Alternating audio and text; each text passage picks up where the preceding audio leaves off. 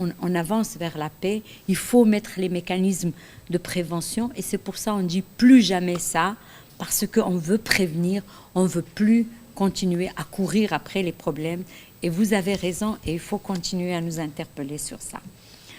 J'ai eu une autre question où on m'a demandé qu'est-ce qu'on fait pour répondre, justement pour protéger les enfants, pour répondre aux besoins des enfants qui subissent la violence. Vous avez parlé aussi de maladies, vous avez parlé de situations qui affectent les enfants même en dehors des conflits à cause de la pauvreté, à cause des maladies, à cause d'autres. Et je pense que si on parle aujourd'hui d'une convention sur les droits de l'enfant, qui a quand même 24 ans, depuis son entrée, depuis son adoption. Si on parle aujourd'hui de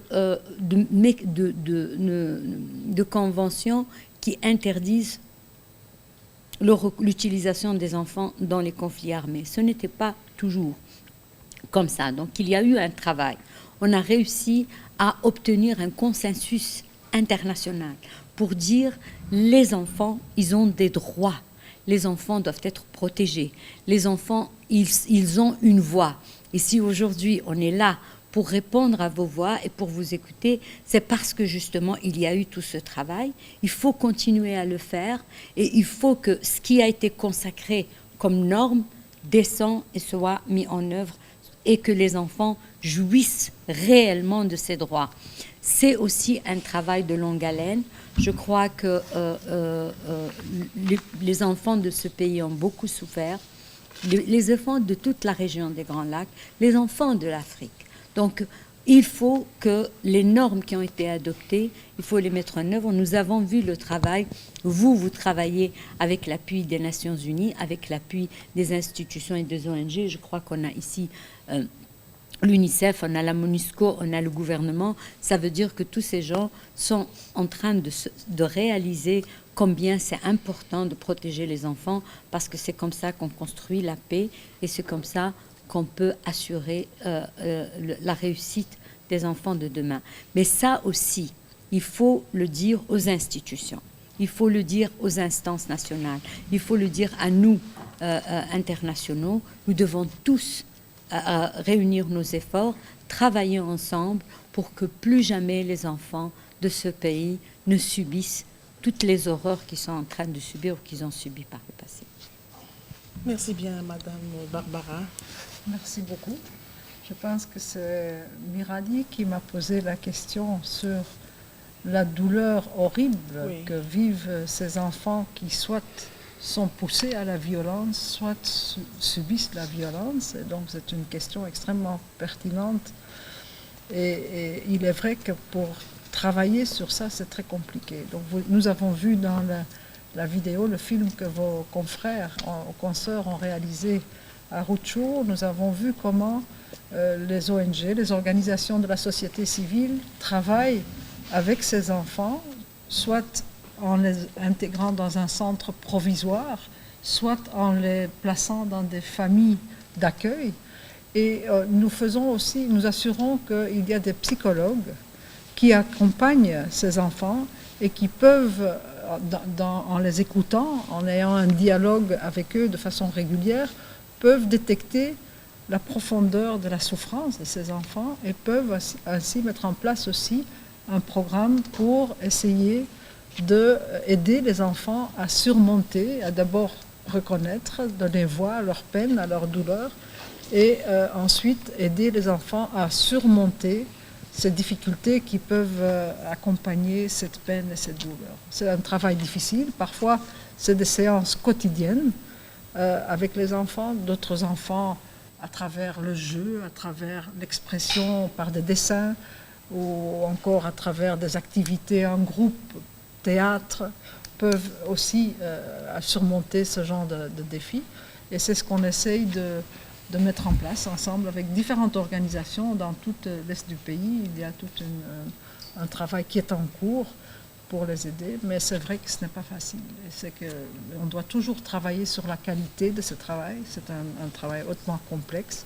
Il n'y a pas beaucoup de psychologues dans le pays. Donc vraiment, on doit renforcer ses capacités et sur ça, nous travaillons également. Merci bien. Général Moutoubou, qu'est-ce que vous dites? Il y a beaucoup de questions qui sont allées vers vous. Oui, ça c'est vrai. Je vais m'atteler à y répondre. Je voudrais d'abord prendre les questions de Joël. Je crois elle m'a posé 2 questions. D'abord, à propos, je dirais, de la cohabitation des militaires avec leurs enfants au camp militaire. À ce propos, je voudrais dire que le camp militaire, c'est un espace qui est destiné au logement des militaires, et il y a aussi ce qu'on appelle les bureaux, les hôpitaux, etc., etc. Donc dans le camp militaire, il y a un espace qui est réservé au logement et il y a un autre qui est réservé je dirais, au travail. Les armes, on le met aussi quelque part dans ce qu'on appelle la poudrière. Donc, ce n'est pas tout le temps qu'on voit les armes. Et je pense qu'on ne peut pas ici parler de violence parce que ce militaire, lorsqu'il revient chez lui à la maison, il ne revient pas pour violenter son enfant avec son arme. Il laisse son arme dans ce qu'on appelle le magasin et il revient vivre avec son enfant. Bon, je crois que ici on ne peut pas parler de violence parce que je crois, et je l'ai déjà vu, souvent les enfants des militaires sont très contents lorsqu'ils voient par exemple un défilé. Cela signifie que cette vue-là ne leur cause pas du tort, au contraire, ça leur donne une certaine fierté. Donc je crois qu'il ne faut pas ici parler de violence.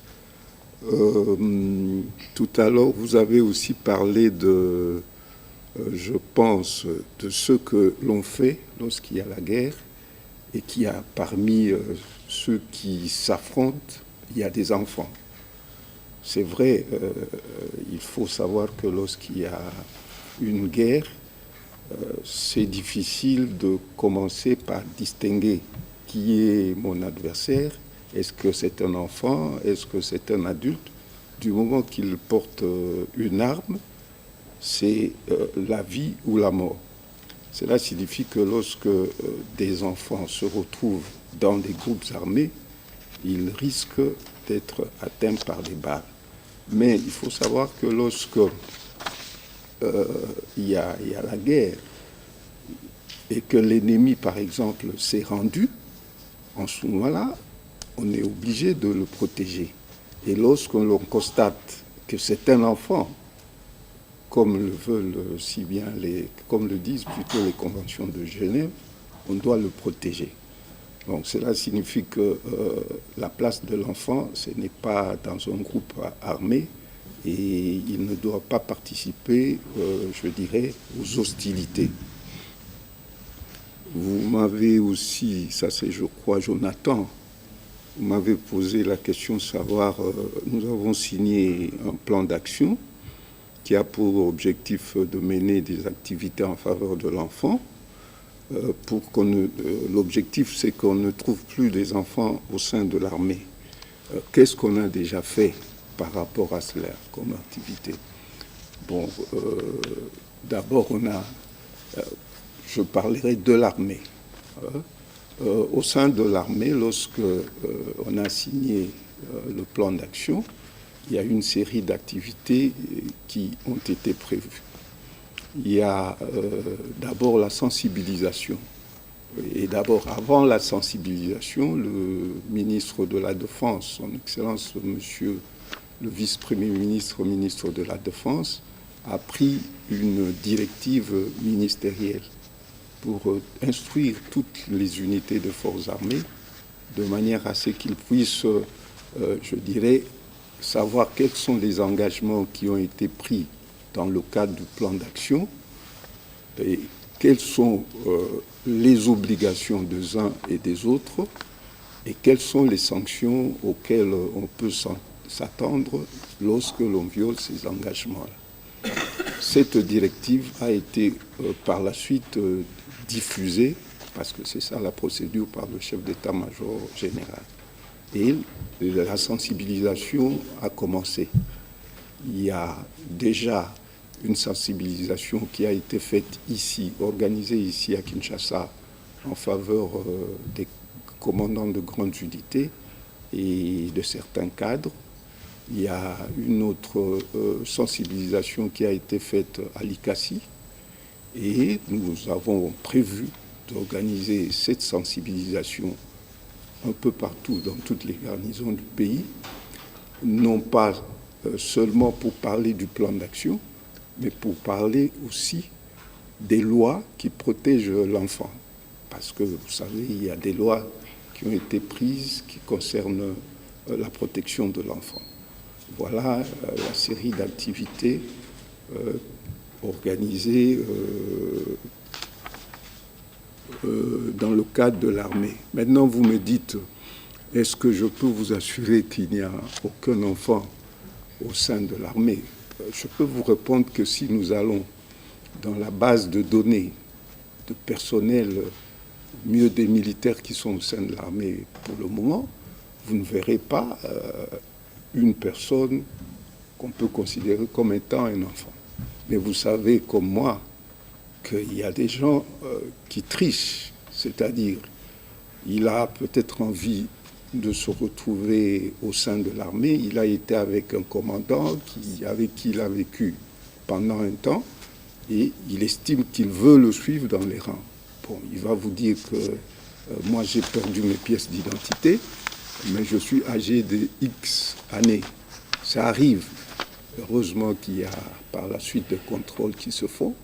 On arrive à dénicher ces individus, ces enfants qui s'infiltrent au sein de l'armée.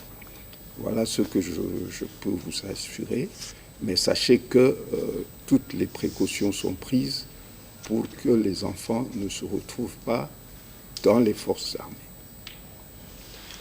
Vous permettez que je complète parce que je pense que le général est modeste, mais il faudrait que vous sachiez que quand même nous avons beaucoup avancé sur cette question.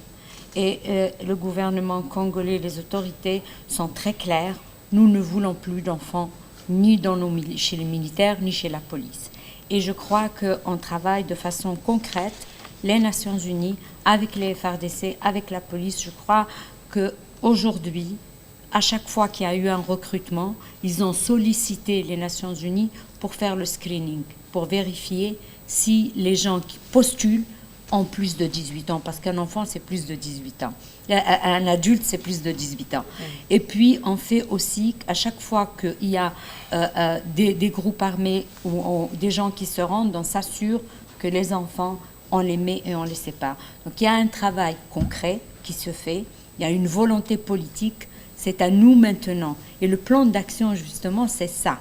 C'est de pérenniser, c'est de s'assurer qu'on ne fera plus les erreurs du passé et on ferme toutes les portes à la possibilité qu'un enfant soit recruté, utilisé ou associé avec l'armée ou avec un groupe armé. Et votre travail aujourd'hui, le fait d'aller sur place, le fait de ramener la souffrance, c'est aussi une contribution à la mise en œuvre de l'engagement de l'État. Je tenais à le dire parce que je crois que le général... Est-ce que je peux peut-être vous faire compléter parce qu'il y a quelque chose qui peut prêter à confusion.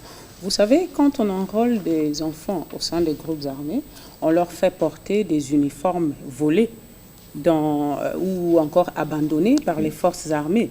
C'est aussi ça qui donne l'impression qu'il peut y avoir des enfants enrôlés au sein des FARDC. Mais en tout cas, je peux confirmer ce qui vient d'être dit tout à l'heure, qu'il y a 0 enfant connu au sein de nos forces armées de la République démocratique du Congo. C'est une bonne chose. Je ne sais pas si vous avez épuisé toutes les questions qu'on vous a posées dernière. Non. Je crois qu'on m'a posé une question sur la présence des violeurs. Oui. Je voudrais d'abord dire ici que dans la Constitution, une personne est présumée innocente tant qu'il n'a pas été condamné par un jugement définitif. Qu'est-ce que ça veut dire? Cela veut dire que X, Y, on peut dire qu'il a commis des faits, mais il faut encore qu'on le poursuive et qu'on arrive à le condamner. Ça, c'est le principe. Et il se peut que quelqu'un qui a été dans un groupe armé, il se fait intégrer, mais il a un passé, je dirais, noir. Alors, il faut qu'on le dénonce. Il faut qu'on le dénonce de manière à ce qu'on puisse le traduire en justice. Cela peut se faire non seulement au moment où il se fait intégrer, mais même plus tard. Parce que s'il s'agit d'une personne qui a commis un crime de guerre, ce crime-là est imprescriptible, comme on dit. Donc on peut le poursuivre n'importe quand, tant qu'il est là, mais il faut apporter des preuves. C'est ça le problème. Donc, et je voudrais ajouter ceci. Pour le moment, nous appliquons ce que madame a appelé le screening. C'est-à-dire, chaque fois qu'il y a des gens qui veulent se faire recruter, ils veulent se faire intégrer au sein de l'armée, nous prenons la peine de consulter les bases de données qui existent. La MONUSCO, la justice militaire, les renseignements militaires. On pose des questions. Est-ce que vous connaissez tel individu? Est-ce que vous avez des éléments? Et bientôt d'ailleurs, lorsque nos hommes iront, je dirais, s'occuper de ceux qui se rendent à l'est du pays, on va retrouver la justice militaire, les renseignements militaires et même la MONUSCO sur place pour vérifier. Donc, si vous avez des informations sur des gens qui ont un passé chargé et qui sont au sein de l'armée, il faut les dénoncer. Voilà. Vous devez faire de nombreuses enquêtes d'enfants reporters. Oui, là, c'était les questions qui vous étaient... Mais il y a une dernière question adressée à Madame... À Madame Di. Madame Di. Il y a une question pour vous. Oui, c'est Joël qui a demandé qu'est-ce que la MONUSCO fait pour ses enfants. Bon, ça a été déjà dit un peu, mais très concrètement, on appuie le gouvernement pour sortir les enfants du FARDC et des groupes armés. Ça veut dire qu'on vérifie les bataillons et on les aligne quand ils font la parade, à la parade, et on regarde qui on pense à moins de 18 ans et on les enlève et puis on les donne à UNICEF et leurs partenaires pour qu'ils puissent rentrer chez eux, recevoir des soins nécessaires. On le fait aussi avec les groupes armés. Il y a des groupes armés qui se rendent. On va là-bas. Le FARDC nous appelle pour venir. On va voir là-bas qui est enfant, qui est adulte. On les retire. Et encore une fois, on donne à UNICEF et les partenaires pour qu'ils puissent retourner dans leur famille. Ça, c'est une chose. On parle avec ces enfants parce qu'on veut savoir quand ils ont été recrutés, où et par qui ils ont été recrutés. Ça, on met dans une base de données et comme ça, on a les statistiques et on peut voir où est-ce que ça se passe, pourquoi ça se passe, comment est-ce qu'on peut prévenir dans certains endroits où il y a beaucoup de recrutement d'enfants. Et on demande toujours qui a recruté cet enfant. Et ça, c'est comme le général Mutombo a dit, on fait ce qui s'appelle la lutte contre l'impunité. L'impunité veut dire que les gens qui ont commis des crimes ne sont pas punis. Et nous, on veut savoir les noms exacts de ceux qui ont fait ces crimes pour pouvoir les poursuivre en justice. Voilà, c'est ça notre travail. Voilà, merci bien pour toutes ces réponses. Je crois que vous êtes satisfait, enfants reporters. Et vous dit, avant de passer à la deuxième série de questions, nous allons faire appel aux enfants reporters de différentes provinces. Nous avons eu des questions des enfants qui nous ont envoyées et je vous prie de suivre ces questions et parce que vous allez devoir y répondre.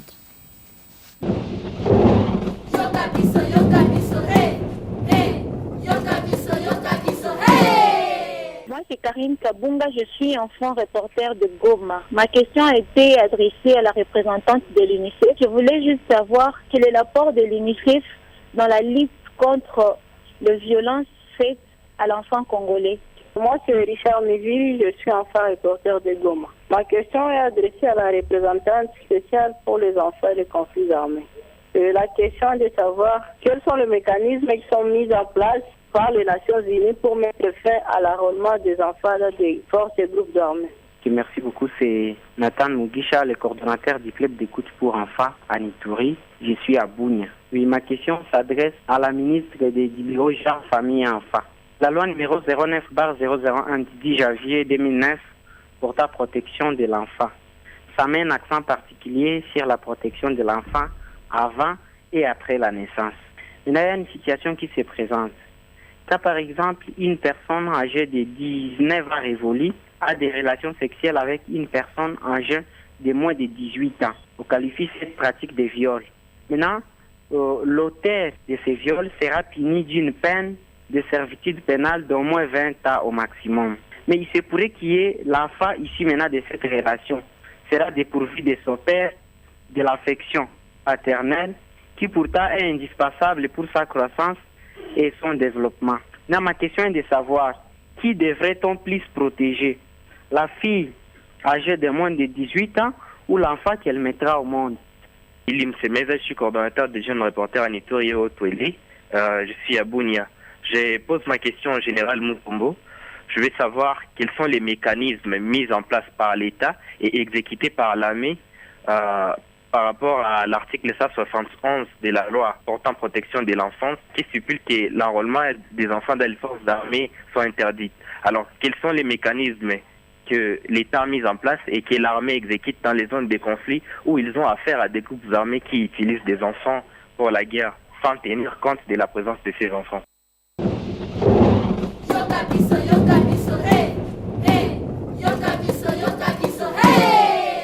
Ceux qui ont réagi et les questions sont là, nous attendons les réponses. Madame la ministre, qu'est-ce que vous dites? Oui, Une question complexe qu'on vient de vous poser. Oui, c'est vrai que c'est une question complexe, effectivement. Je remercie les amis reporters de province qui se sont joints à nous pour nous poser ces questions. En rapport avec un enfant né de viol, c'est vrai que c'est une problématique très complexe. Mais du moment où il y a commission de l'infraction, la loi doit d'abord sanctionner l'auteur en ce moment-là. Et l'enfant qui est né est obligatoirement pris en charge par le pouvoir public. Il y a des structures qui sont mises en place, qui sont appuyées par nos partenaires pour la prise en charge des enfants vulnérables. Les enfants issus des viols sont des enfants vulnérables. C'est vrai que c'est une problématique qui devrait de plus en plus focaliser notre attention, mais il n'est pas ici question ou encore d'asseoir une impunité du fait qu'il y a un enfant qui est issu de ces viols et que l'auteur ne soit pas puni. L'auteur doit être puni conformément à la loi et l'enfant qui est né de ces viols doit être pris en charge selon les mécanismes en place qui sont soutenus d'abord par le gouvernement mais ensuite aussi appuyés par les partenaires. Oui, Madame Leila. Alors moi, je suis vraiment contente parce que je pense que les enfants sont en train de nous interpeller tous et c'est en train de mettre en évidence qu'est-ce que vous êtes en train de faire pour nous protéger. Alors, quels sont les mécanismes qu'on a mis en place? Je voudrais dire aux enfants que ça fait bientôt, ça va faire... On est 94, on est 2014 l'année prochaine, ça va faire bientôt 20 ans que les Nations Unies, que la problématique des enfants soldats ou des enfants affectés par les conflits armés a été posée pour la première fois à New York, dans le siège des Nations Unies, avec l'Assemblée générale, à cause de ce qui se passait dans les conflits. À l'époque, rappelez-vous, l'Afrique, il y avait beaucoup de conflits, Sierra Leone, Libéria, Rwanda, et on a dit qu'est-ce qu'il faut faire, quel mécanisme il faut mettre en place pour protéger les enfants et pour prévenir les violations. Et donc, il y a eu tout un travail, je ne vais pas rentrer dans les détails, il y a eu tout un travail qui a été fait pierre par pierre, comme ça, pour justement que la communauté internationale, avec tous les gouvernements du monde, de répondre à ça. Le Conseil de sécurité, en 1999, a dit toucher les enfants affectés par les conflits armés, c'est une question qui menace la paix et la sécurité dans le monde. Donc, je veux que vous me faites rapport. Et il faut identifier ceux qui commettent les violations et ceux qui recrutent les enfants et ceux qui attaquent les écoles. Et on a commencé à lister et à identifier les auteurs. Et on a commencé à mettre ces listes pour, après on a dit, vous ne pouvez pas sortir de la liste que si vous signez un plan d'action et vous garantissez non seulement qu'on cesse les violations, mais aussi on prévient et on sanctionne. Et donc c'est comme ça qu'on travaille, c'est pour ça on a Child Protection ici, et c'est pour ça on a l'UNICEF qui doit aussi, pas seulement on sépare les enfants, pas seulement on prévient le recrutement, mais on doit aussi réintégrer les enfants dans leur communauté, assurer qu'ils soient pris en charge, penser leurs blessures, parce que ce qu'on leur fait, c'est mal, et ça reste, c'est pas que la blessure physique, c'est aussi la blessure. Donc il y a tout un travail, nous travaillons ensemble, on est tous là, s'il y a un représentant spécial du secrétaire général sur les enfants et le conflit armé, ça veut dire qu'on a dit cette question est inacceptable et il faut absolument qu'on agisse. Et on agit ensemble et on travaille avec vous et vous êtes aussi notre conscience. Vous devez interpeller les internationaux, interpeller votre gouvernement, interpeller la communauté, interpeller tout le monde et ensemble on va protéger les enfants et on va prévenir pour le futur. Merci pour ces questions. Voilà, Madame Barbara. Merci beaucoup au jeune reporter de Goma qui m'a posé la question sur les efforts que fait l'UNICEF pour lutter contre les violences faites à l'enfant. C'est une question assez vaste parce que, bon, si on regarde l'UNICEF dans le monde, l'UNICEF vient d'adopter un nouveau plan stratégique pour les 5 années à venir.